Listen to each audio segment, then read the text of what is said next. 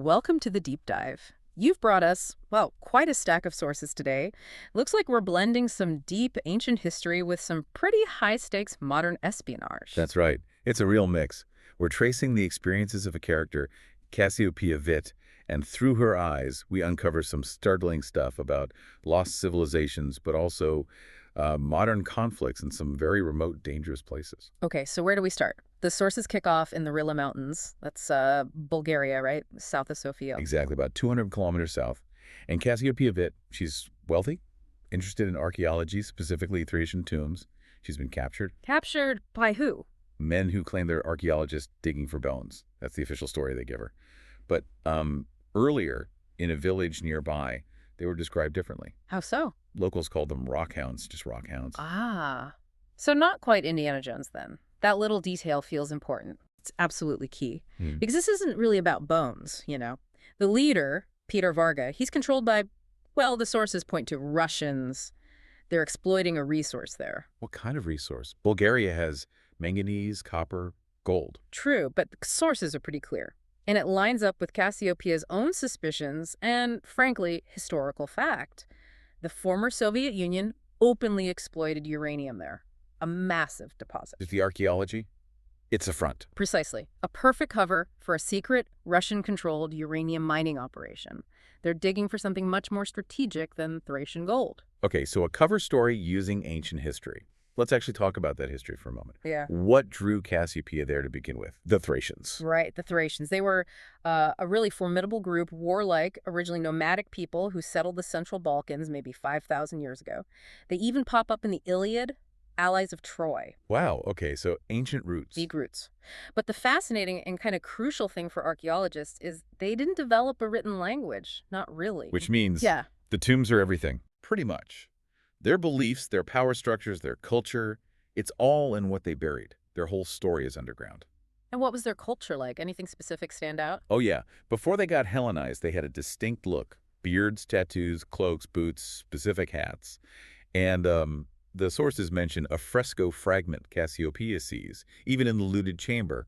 It shows a naked man with a double axe. A double axe. What's that signify? That's likely Zalmoxis, their solar god. The axe represents royal power, divine authority kind of rolled into one.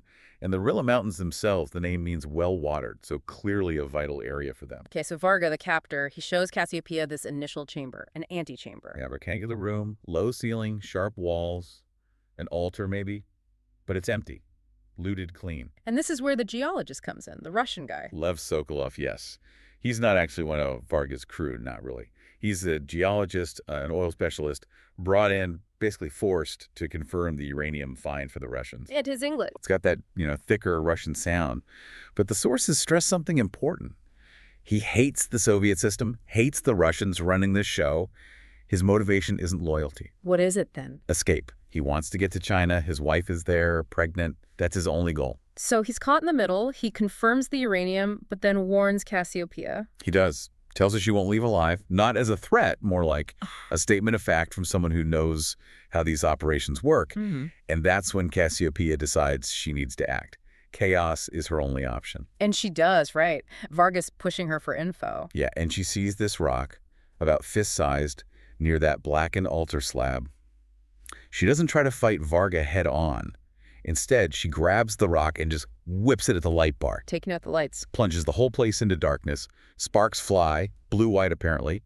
Darkness is her escape route. She makes a break for it. Dives into these tunnels, ends up in a narrow chute, lands in water. Varga, being Varga, throws his flashlight down after her, sort of a final taunt. But then, Sokolov. Then, in the dark, Sokolov whispers just 2 words, crucial words. His first real act of defiance. Go left. Okay, so Sokolov gives her a lifeline. Does she take it? Well, Cassiopeia has clearly learned caution. She doesn't trust him immediately. She actually ignores the instruction and goes right. And what happens? Almost immediately, she finds this bundle. Pink material. It's got a digital timer flashing. 15 seconds. Oh no, a bomb. Plastique. She just throws herself away from it as the whole mountain seems to shake. And the tunnel she just came from collapses completely behind her. Wow. So going right was almost fatal. Almost. And then she sees another bomb ahead, this one ticking down from 30 seconds. That's when she realizes Sokolov's go left wasn't a trap.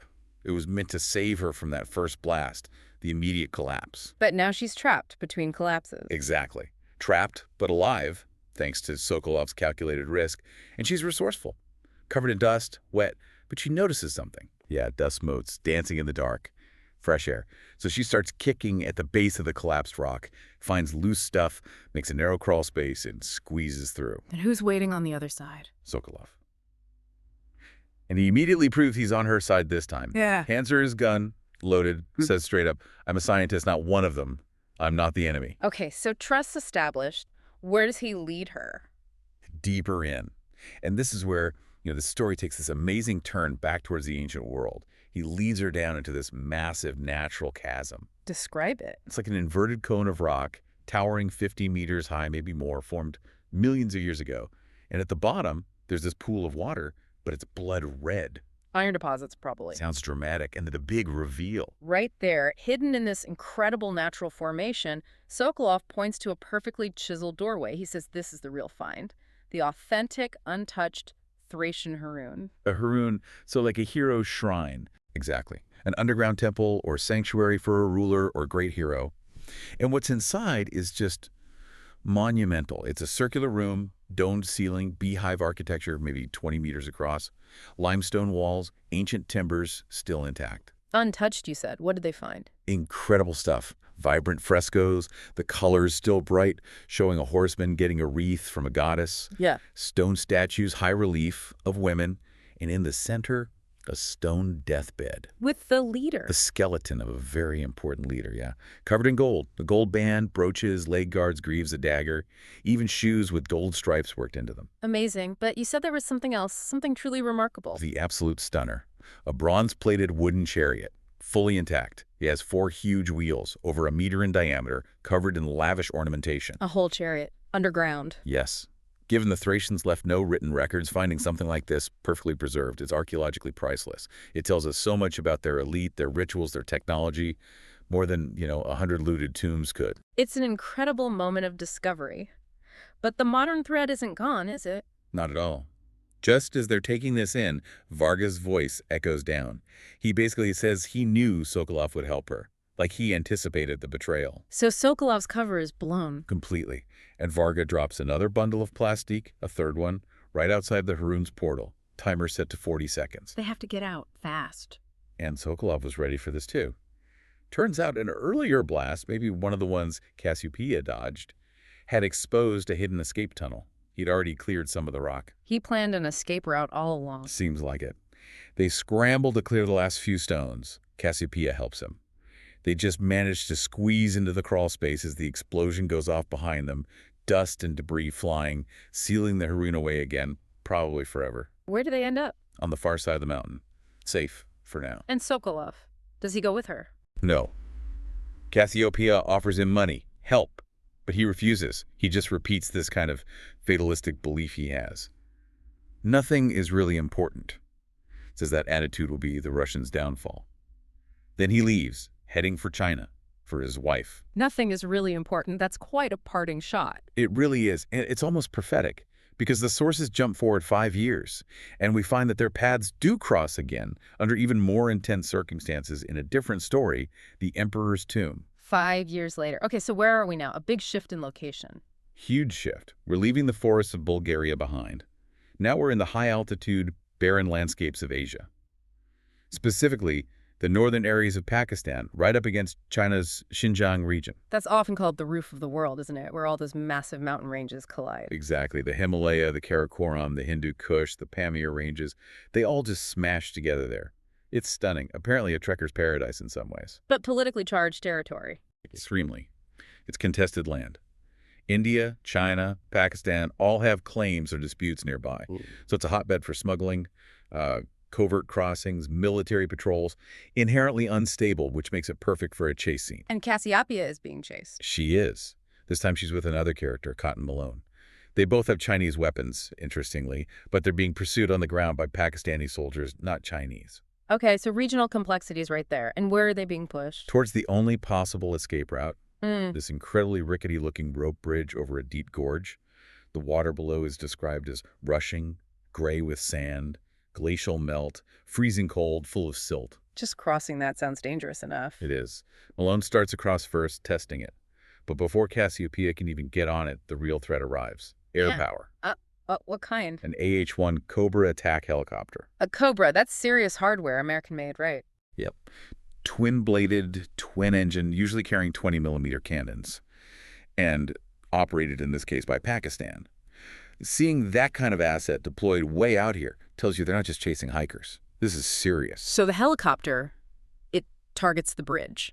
Directly. Oh. It lines up and just unleashes its 20-millimeter cannon fire right on the section of bridge between Cassiopeia, still on the cliff edge, and Malone, who's partway across. It just obliterates that connection. Oh, wow. So Malone is stuck. Malone scrambles forward, managing to hang onto the ropes as his side of the bridge starts to collapse towards the far cliff. But Cassiopeia... She's left stranded.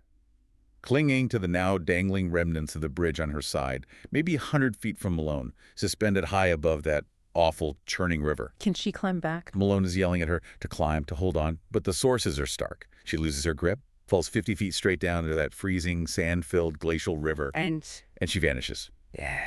Just disappears into the current. A really brutal, sudden end to the chase. Wow. From escaping a sealed doom to that, quite the journey. It really is. Yeah. And when you pull back and look at both parts, this theme of concealment just keeps coming up, doesn't it? How do you mean? Well, we start with the ancient Thracians, hiding their dead, their wealth, their knowledge in tombs, trying to preserve it. Then you have modern powers hiding uranium mining behind archaeology to exploit it. And then ending in this high-altitude zone where borders themselves are disputed, operations are covert.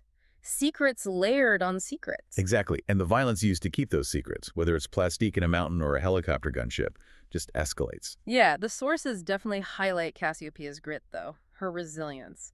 Thinking fast with the rock, checking for bombs when she doubted Sokolov. She survived impossible odds multiple times. Absolutely.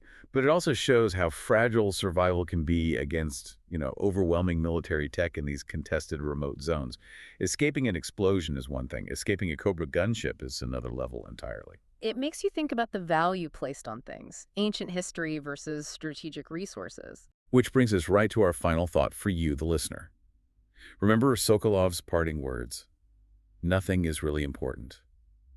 He seemed to believe it, risking everything for his family and maybe for preserving that Haroon. Yeah, a sort of personal philosophy. But contrast that with the actions of the powers involved. It clearly thinks something is important enough to mine uranium secretly to deploy attack helicopters across borders. So the question to mull over is, when knowledge itself, whether it's ancient history or modern resources, is purposefully hidden or fought over, what's the ultimate cost for the individuals caught in the middle? Just trying to find truth, or maybe just trying to survive?